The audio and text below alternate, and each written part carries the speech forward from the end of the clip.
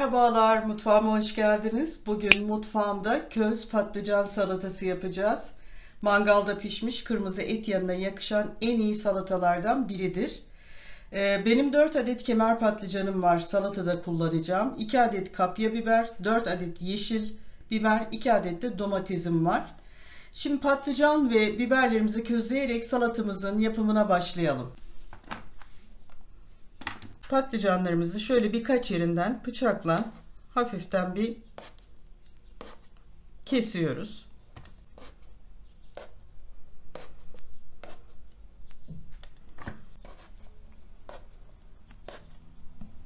Şimdi patlıcan ve biberleri közleyeceğim arkadaşlar. Közleme işini Airfryer'de yapacağım arkadaşlar. Çok daha güzel oluyor. Patlıcanların baş kısımlarını biraz aldım. Çok daha rahat sığdırabilmek için.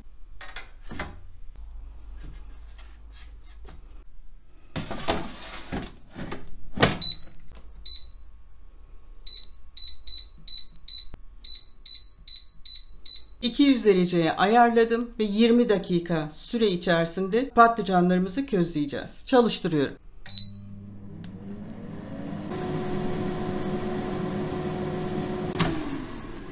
Şöyle yarı pişmiş halini sizlere göstermek istedim. Tam 7 dakikası kaldı. 20 dakikaya ayarlamıştım. Bayağı pişti. Tekrar rafını itekliyorum. Pişmeye devam etsin.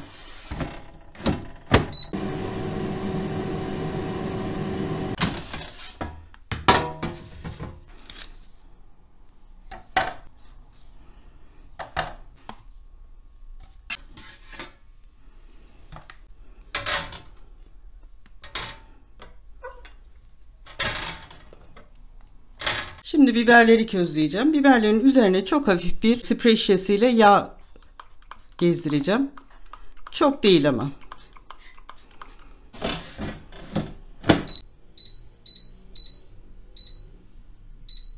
...10 dakikaya ayarladım. Şöyle yine 200 dereceye getirdim ve çalıştırıyorum.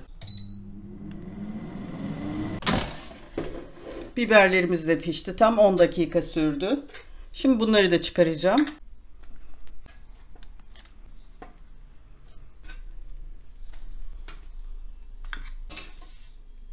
Çok güzel közlendiler.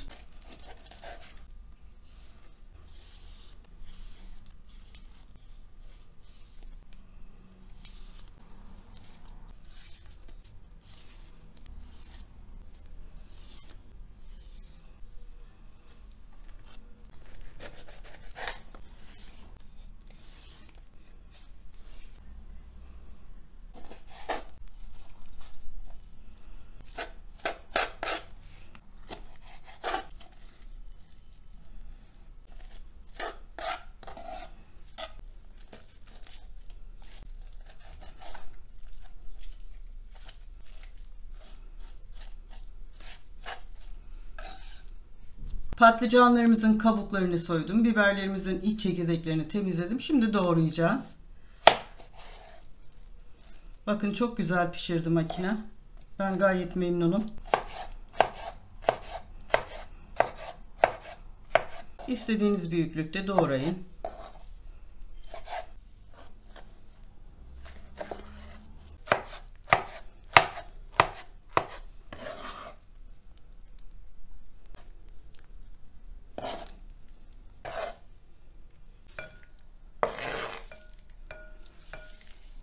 Biberlerin üstündeki şu zarı alalım. Yerken rahatsız etmesin.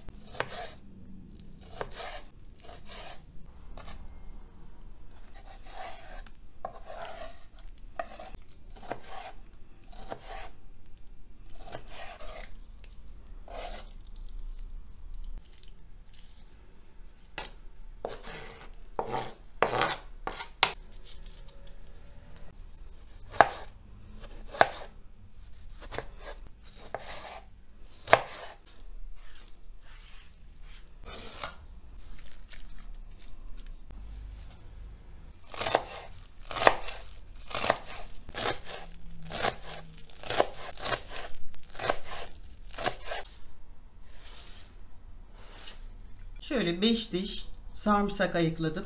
Şimdi bunları rende yapacağım. Doğrayabilirsiniz de.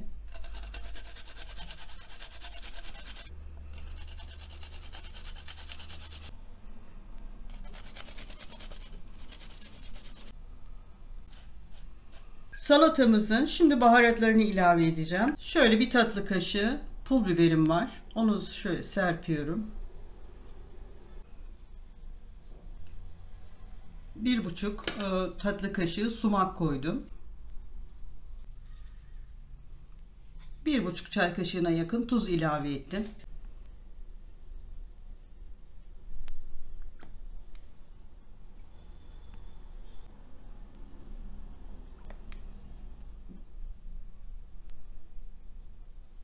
İki yemek kaşığı nar ekşisi koydum.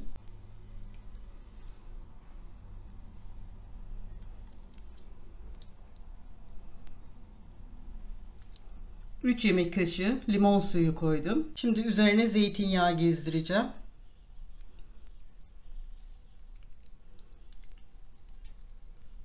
Şimdi güzelce karıştırıyoruz salatamızı. Çok fazla ezilmeden.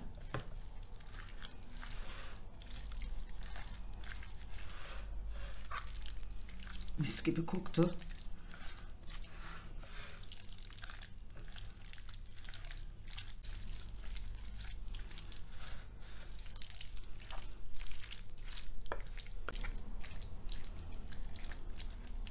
Salatamızın bütün işlemleri bitti. Şimdi bir tadına bakmak istiyorum. Bakalım koyduğumuz baharatlar, ekşi falan iyi geldi mi? Şöyle alacağım.